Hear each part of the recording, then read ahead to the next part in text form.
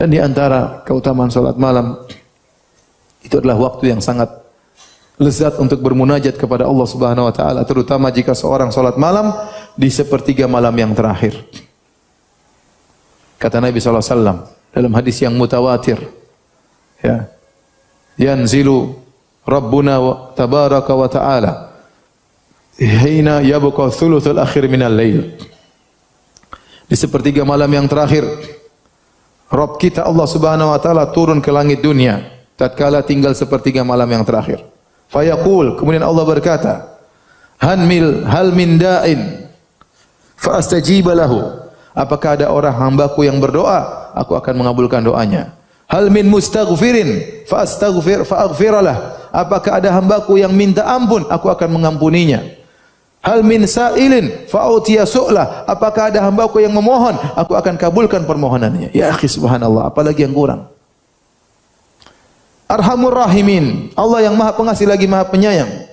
Allah yang maha kaya turun ke langit dunia mencari hamba-hambanya yang sangat fakir, sangat miskin, penuh dengan dosa. Apalagi kurang baiknya Allah Subhanahu wa taala. Ibarat kalau ada orang kaya keluar dari rumahnya, kemudian mencari orang miskin. Tapi apa ada orang kaya seperti itu? Ini zat yang maha kaya, mendekatkan dirinya kepada hamba-hamba Allah Subhanahu wa taala. Terus Anda tidak bangun di malam waktu yang sangat mulia tersebut. Anda masih ngorok, masih bermimpi, mimpi mau jadi orang kaya, bangun masih miskin. Mimpi dapat bidadari, bangun bidadari dunia istri. Ya, kalau Anda ingin mewujudkan mimpi Anda, bangun dari mimpimu, berdoa kepada Allah Subhanahu wa taala. Betapa banyak masalah bisa hilang dengan salat malam. Ya akhi, semua perkara di tangan Allah Subhanahu wa taala. Allah tinggal idza arada syai'an yaqul lahu kun fayakun. Jika Allah berkehendak, Allah hanya berkata kun fayakun, jadi maka jadilah. Tabarakalladzi biyadihil mulku. Maha suci Allah yang di tangannya seluruh kekayaan ini. Semuanya diatur oleh Allah Subhanahu wa taala. Yudabbirul amr, Allah mengatur segala urusan. Semuanya diatur oleh Allah. Kalau Allah ingin mengabulkan doamu, sangat mudah bagi Allah Subhanahu wa taala. Makanya Imam Syafi'i berkata, "Atahza bid-du'ai wa tasdarihi wa ma tadri bima sana'ad du'a'u."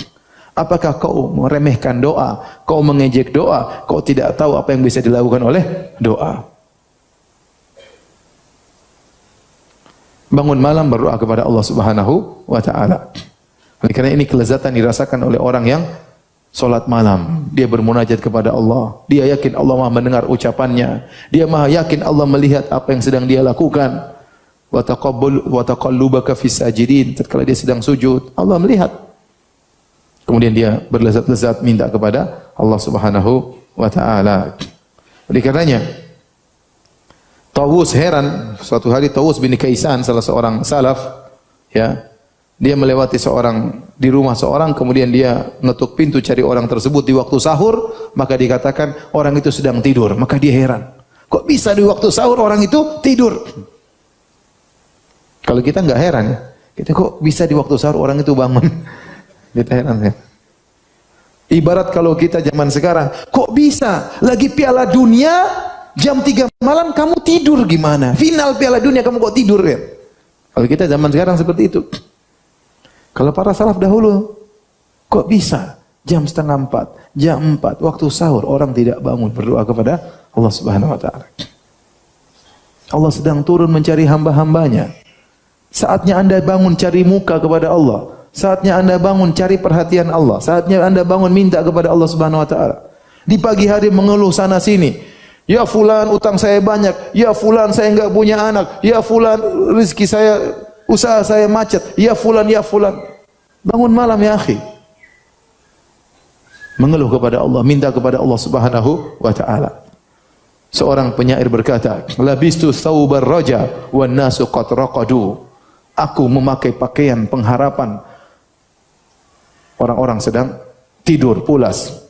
Wa kumtu ashku ila maulaya ma ajidu. Lalu aku bangun, aku salat malam, aku keluhkan kepada Rabbku apa yang aku dapatkan berupa kesulitan.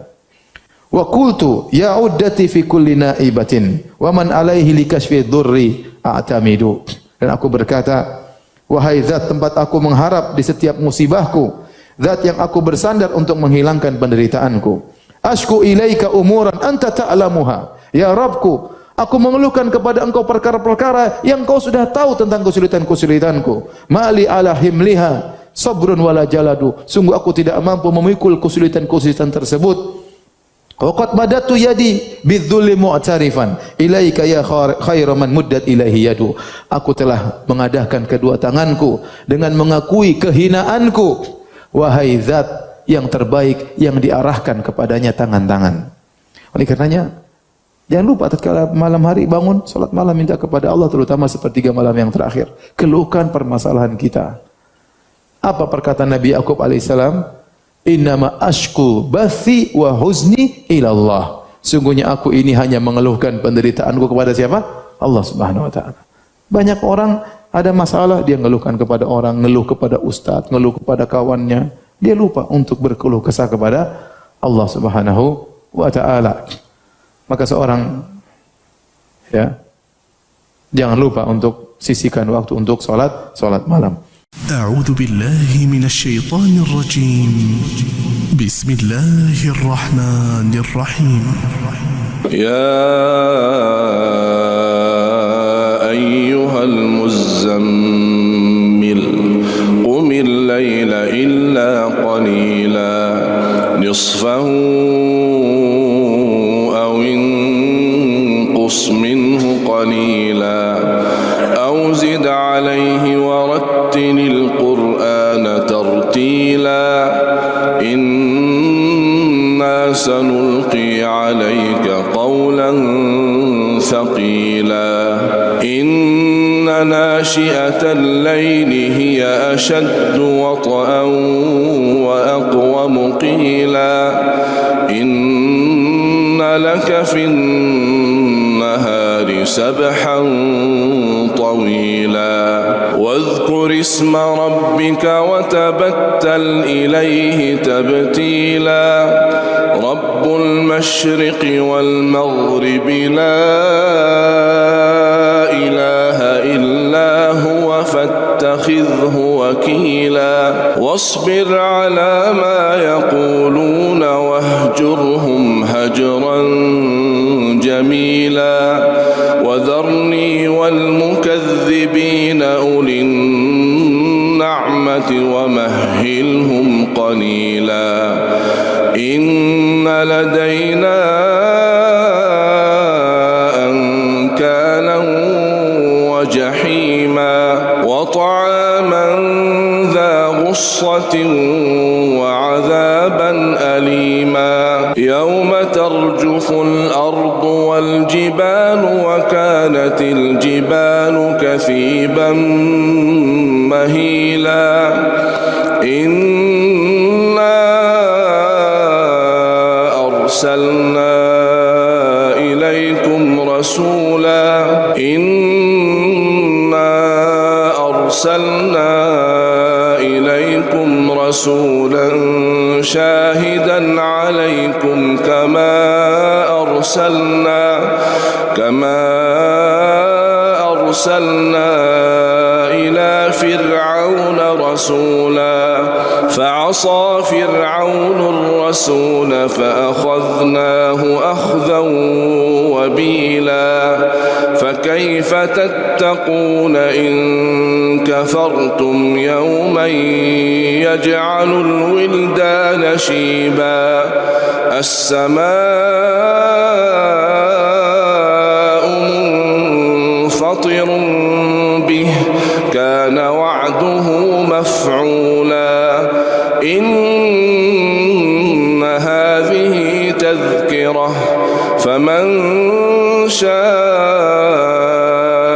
اتخذ إلى ربه سبيلا إن ربك يعلم أنك تقوم أدنى من ثلثي الليل ونصفه وثلثه وطائفة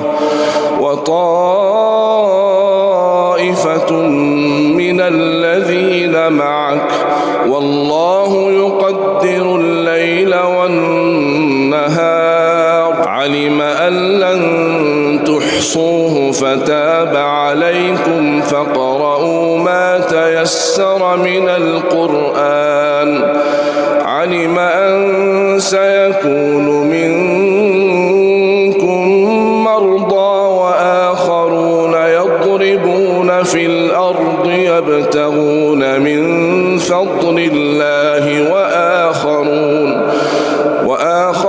يقاتلون في سبيل الله فاقرؤوا ما تيسر منه وأقيموا الصلاة وآتوا الزكاة وأقرضوا الله قرضا حسنا وما تقدموا لأنفسكم من خير تجدوه عند الله هو خيرا وأعظم أجرا واستغفروا الله إن